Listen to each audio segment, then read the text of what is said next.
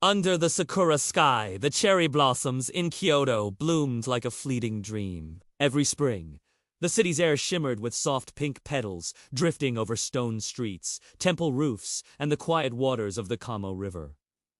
For centuries, poets, painters, and lovers alike had tried to capture the essence of Sakura's beauty. Its impermanence, its quiet whispered that life, too, was delicate and fleeting. For Haruto Sakamoto, a 31-year-old calligrapher, the blossoms were more than just a seasonal wonder. They were his muse, his prayer, his reminder that art like life must be lived with sincerity. His small studio sat near the philosopher's path, where streams of visitors strolled beneath the blooming trees. Each morning, he would slide open the wooden shoshi doors, prepare his brushes, and let the faint fragrance of blossoms enter as if it were ink itself. Haruto was a quiet man, disciplined, precise. His brushstrokes carried centuries of tradition, yet he always sought to capture something unspoken, something deeply human.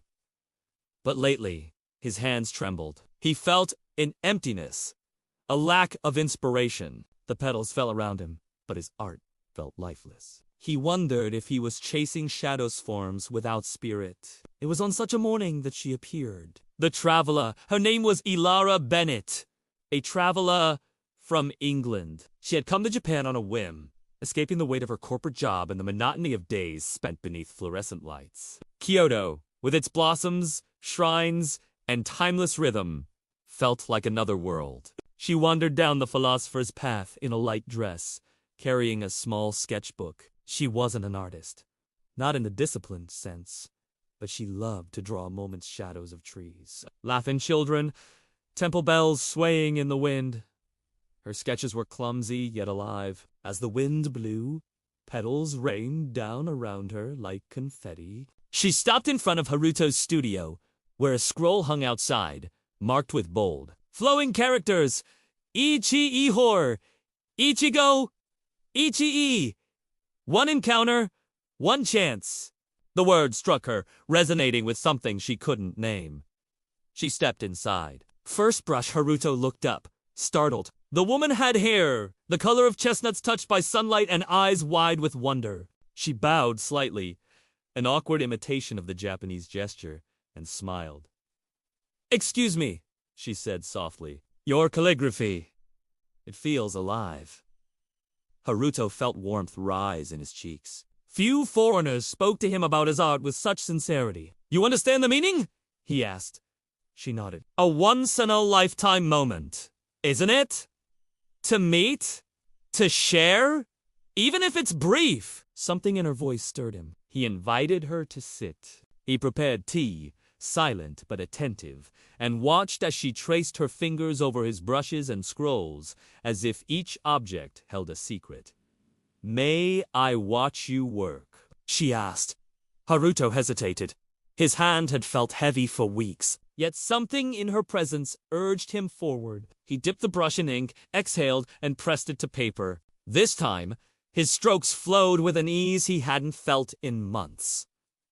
The characters bloomed like petals in the wind. When he finished, she whispered, "Beautiful." And for the first time in a long while, he believed it. Blossoms of connection days turned into a rhythm. Each morning, Ilara returned to his studio, sometimes bringing sketches, sometimes bringing nothing but her smile.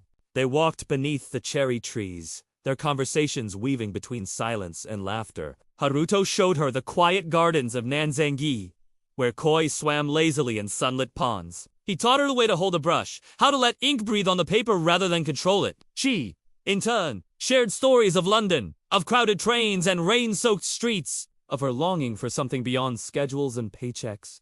"Back home," she said one evening, as they sat by the Kamo River.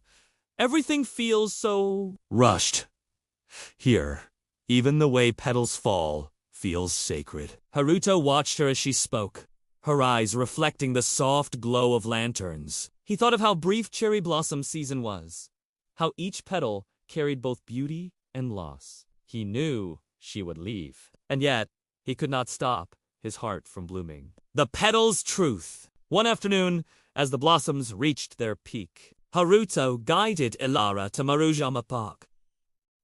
beneath the great weeping cherry tree. Lanterns swayed, and crowds gathered for Hanami flower viewing. Laughter filled the air, but between them, a quiet intensity lingered. "Haruto," she said, her voice trembling, "when I go back, I don't know what my life will be, but I know I'll carry this with me." Her hand brushed against his.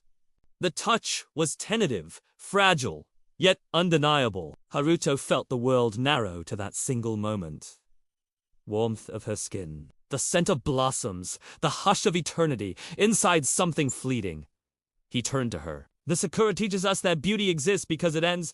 If it lasted forever, would it still move us?" She blinked back tears. "So you're saying this is temporary?" He lowered his gaze. "Perhaps. But temporary does not mean meaningless. Sometimes it means the opposite." Elara leaned closer, her forehead touching his. "Then let's not waste it." And beneath the falling petals, they kissed soft, trembling, yet infinite. Ephemeral, eternal, the blossoms soon began to fade, carried away by spring winds.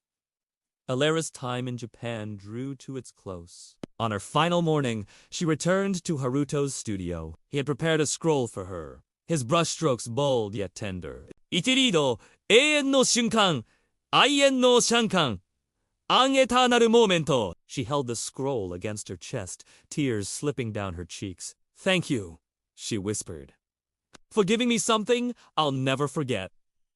Haruto didn't ask her to stay. Love, he realized, was not always about possession. Sometimes it was about honoring the moment. Knowing its fragility was what made it precious. As she walked away down the philosopher's path, her figure framed by drifting petals, Haruto felt a strange peace. His brush no longer trembled. Inspiration had returned not because of permanence, but because of the beauty of passing time. That night, he sat alone in his studio, ink flowing with a newfound grace. The blossoms outside had begun to scatter, but in his art, they bloomed eternal. Epilogue! Years later, tourists walking down the philosopher's path would still pause before Haruto's studio, captivated by the scrolls hanging outside. Among them, one phrase stood out, painted with a depth that seemed to echo both joy and sorrow. "Under the Sakura sky." Some would say it was just a phrase, but Haruto knew, in his heart, it was a love story written in petals, ink, and memory of fleeting encounter that had become eternal.